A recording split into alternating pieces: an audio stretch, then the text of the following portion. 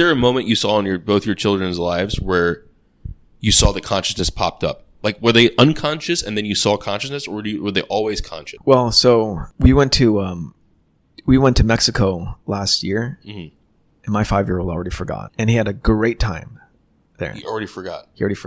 Is that consciousness if you don't have a memory? Like, I don't know. Like, I think about my life. Yeah.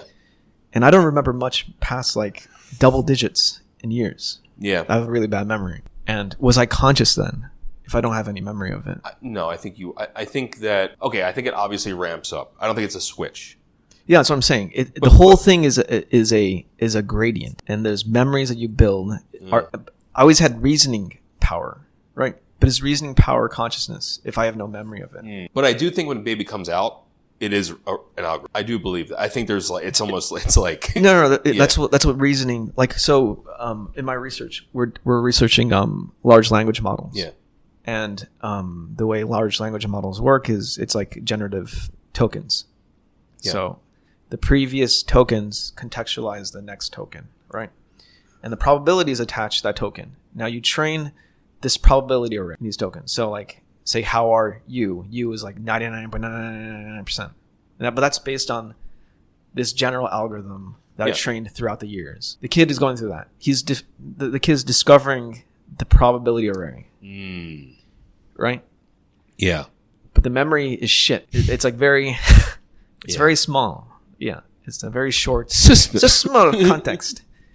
And then through, getting bigger brains and understanding how to, also like the serotonin levels, right? You need serotonin to learn certain things. So you have to hack your own mind to learn things. If you don't value certain knowledge, you're never going to remember. Yeah. And I don't think kids have that that incentive to learn certain things. It's hard to teach kids because of that, right? You have to make them excited to learn about something for them to actually learn. So that's why with the positive reinforcement and all that, you're hacking into something that is, you're training this thing to want to learn a thing versus like, you just leaving them alone and they'll figure out the probability array. It's not going to work. You have to have this kind of system in place. But is that consciousness, right? I have no idea. Yeah. When my kid hugged me for the first time, so like I think around age, I don't know, like half a year or whatever, a few months in, a kid will hug you. Like a newborn is like a noodle, like it doesn't do anything. It might have random movements, but there's no coordination to do something. There's going to be a day where you're like burping your kid or you're putting him to sleep and he hugs you and like, holy shit. And like, it melts you apart. Yeah. I bet that high oxytocin, dopamine. And then consciousness, is that consciousness, right? Like it wants something. Is it desire? Is it random acts? I don't know, but like, well, there's definitely genetic memory there. I think that there's a reason why humans hug each other, right? There's like a bonding reason. But is it as natural as it is because you are held as a baby? I think at that age, it's as natural as a gazelle getting up and running. It's hardcoded. I would argue it's hardwired. Yeah, I don't know, but I would argue that it's hardwired. But it's like months in though. It doesn't know. It doesn't know what a hug is. That's what I mean. That's why I'm saying it's hardwired. I think it's a reflex. The hug. Yeah. But it's months in. It's not like for the first month. But months in is the short amount of time for a human mind. I guess, yeah. It's a short, yeah. Like a gazelle gets up right away and runs, but that's some strong selective pressure that caused that, dude. Yeah, that's hard. It's interesting, like what's hardwired and not hardwired in the human mind. I'm not saying that your kid didn't want to hug you. All I'm saying is I feel like at that moment he didn't know what a hug was. Yeah. That's all I'm saying.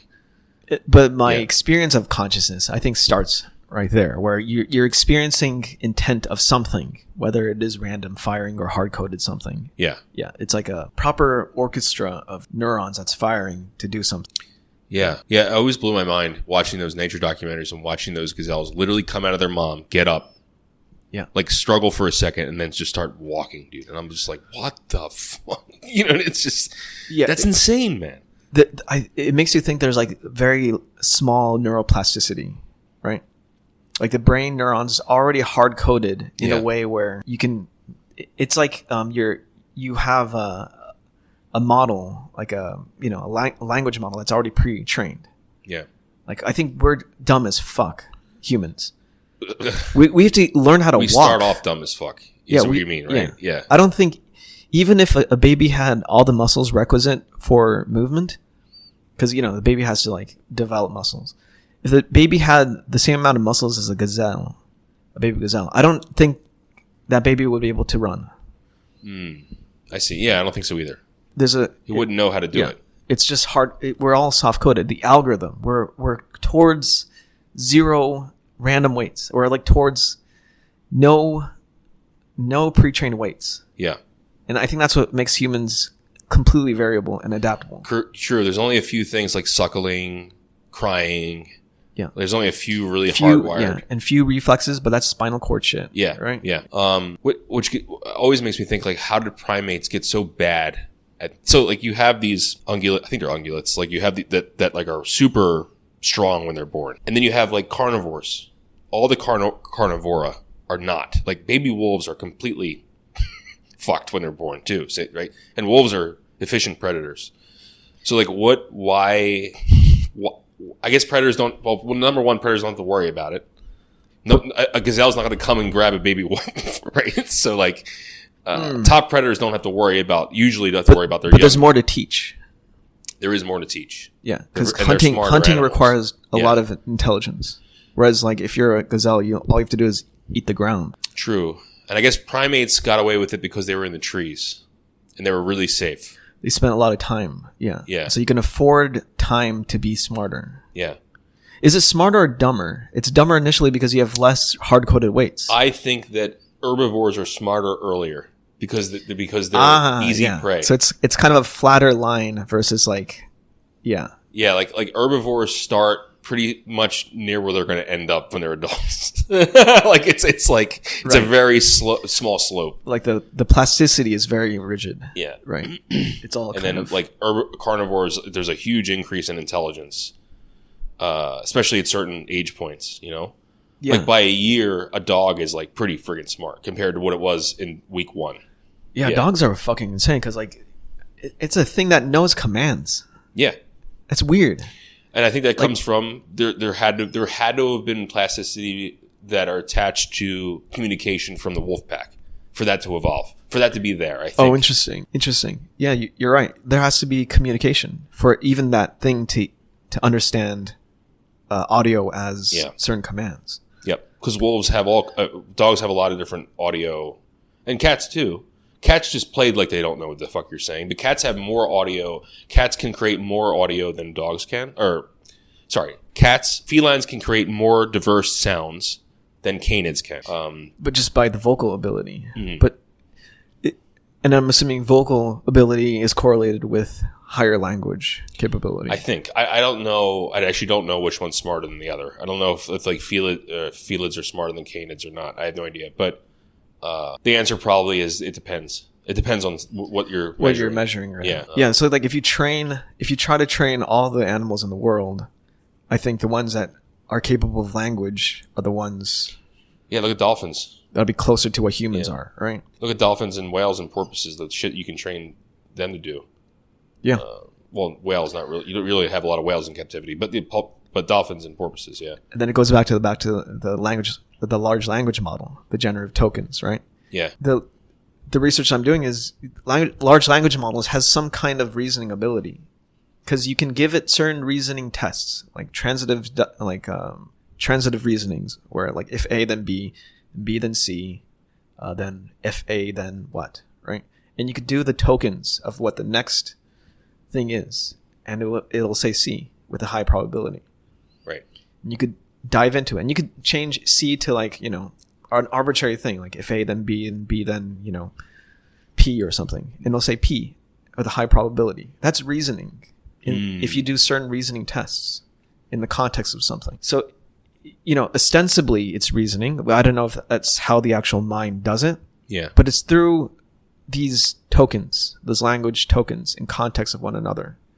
It's almost like the cells of one another, right? Yeah. You're arranging this signal in such a way where it's almost like it has to be expressed this way for it to persist, or for it to be part of this training set. I don't know how to describe that. It's like the language model tries to generalize something so that when it's tested, it'll perform well. Right? Yeah. Same with the cells. It's doing something that perform well so it can survive. And if the brain works that way, then these large language models and how language is for other, species are similar. That it's just maybe it's a shitty architecture, but they'll have reasoning ability. Yeah. And how close is that to humans? Right. Well, I think you're hitting on the initial steps of what it means to have to build a human mind. Yeah, and like what are the tests to even say what consciousness is at that point? Or is it just reasoning ability and memory? Yeah. Like is all we are reasoning ability plus memory? Yeah, I think, like I said, consciousness to me is much more simplistic than I think people put. I think it's just that feed forward linearization of parallel processed data. Yeah, and I don't know how you do that in a computer, but you have to provide it time gated packets of information. Yes, it has to be. Well, so the interesting thing about like language models, it's all state based. There's no time in it. I suppose the tokens themselves are arranged in time. If that's what consciousness is. If that's what consciousness is. But again, like if you can fake it, then is the faked architecture similar to what the original is, or is it just an artifact of intelligence? Another thing is that the computer is aware of the parallel processing. It can handle it. If we were aware of the parallel process information, we wouldn't have consciousness because we wouldn't be able to I think the slowing down of data is consciousness. Us only being privy to certain percentages of what's going on in our brain is consciousness. I think that's the key. I think it's the fact that we have this, you can imagine this line going through your head, right? It's almost, and it's like a line of data that's just like going into the forefront and then it goes away and then it keeps like the next thing comes in. Yeah. That to me is all it is. So yeah. But it's like the electricity of these neurons firing onto one another. Right. Inside, it doesn't feel like a line at all. Inside, it's not a line at all. It feels like a line to us. Oh no! It's just a crazy network of things that seems like it just is one expression. And there's like a focusing crystal in the mind, and it moves on to different parts of the brain. You can control the focusing crystal, maybe, but you can only see certain parts of your brain at certain moments. That's consciousness. Do you think you're in control of that? I think you know the mind's eye. Yeah. You can kind of imagine an image. I think that's you moving that crystal. I think that's part of it.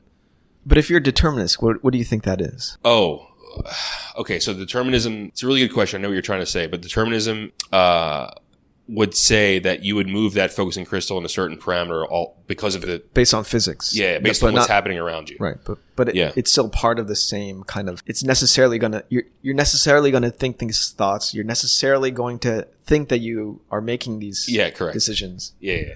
But you won't be aware that it is determined because... You don't have access to the future. You don't have access to it. You have access to the weights. Yeah, correct. Yeah, if you had access to all that information. Maybe one day you would have access to weights, but I don't... That would be so crazy. Like if you can get all the weights in your brain and then feed forward. Yeah. And live your whole fucking day, right? Yeah.